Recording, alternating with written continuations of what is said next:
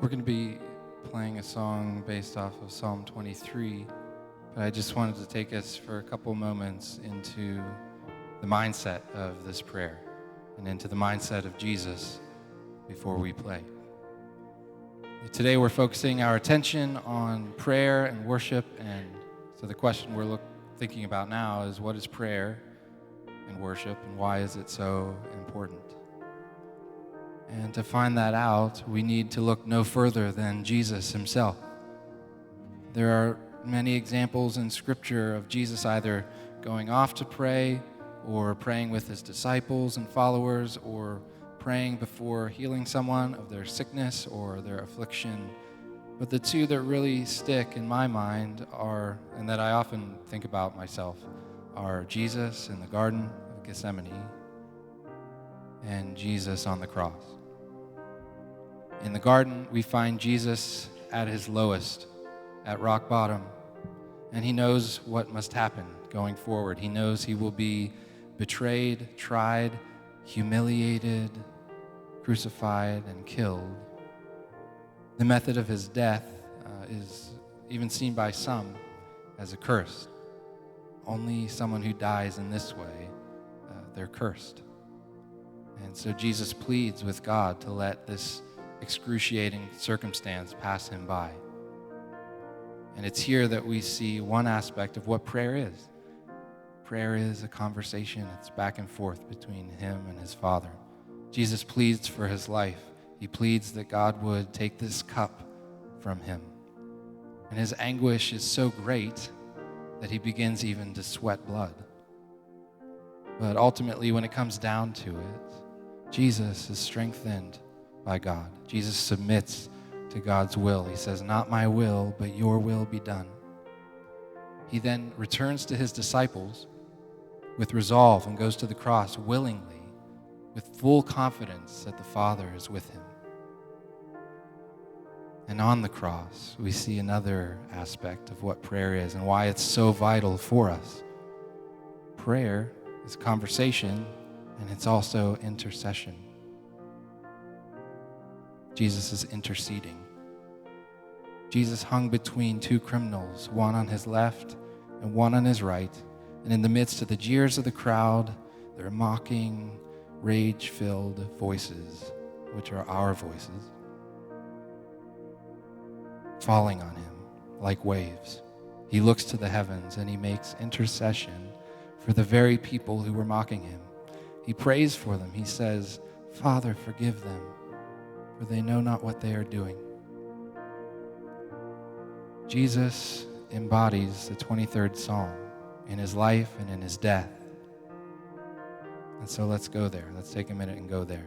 In times of quiet and rest, in times of great bounty and plenty, he gave thanks to God.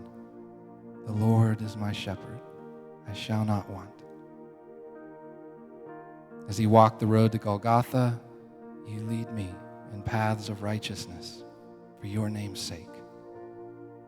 Even as he eats with his disciples, Judas, the betrayer, among them, "You prepare a table before me in the presence of my enemies."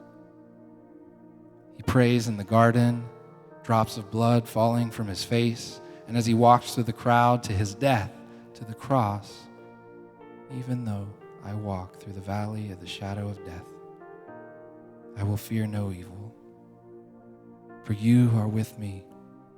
Your rod and your staff, they comfort me."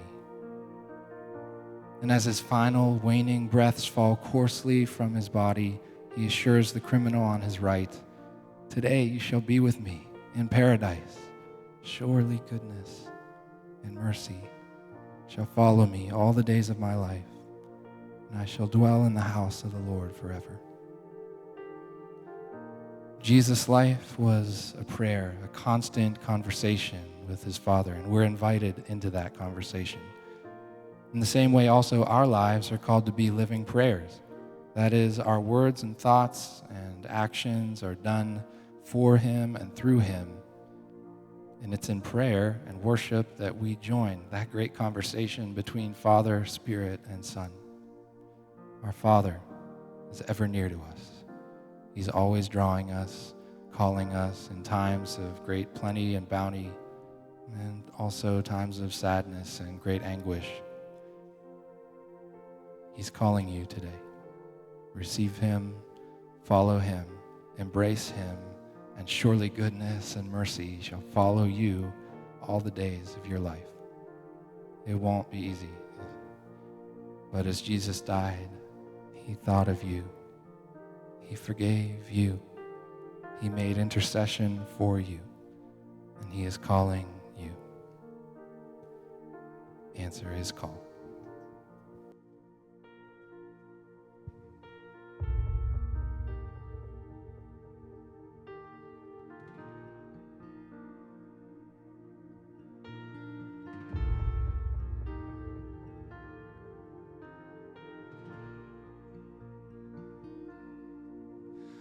The Lord is my shepherd, I shall not want.